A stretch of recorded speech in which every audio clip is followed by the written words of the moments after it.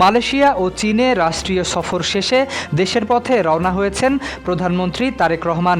শুক্রবার স্থানীয় সময় বিকেল ৫টায় চায়না সাউদার্ন এয়ারলাইন্সের বাণিজ্যিক ফ্লাইটে সরকার প্রধান ও তার সফরসঙ্গীরা বেইজিং তাসিং বিমানবন্দর ত্যাগ করেন। এ সময় বিমানবন্দরে প্রধানমন্ত্রীকে বিদায় জানান চীনা প্রেসিডেন্টের বিশেষ দূত ইউ শিয়াওয়াং।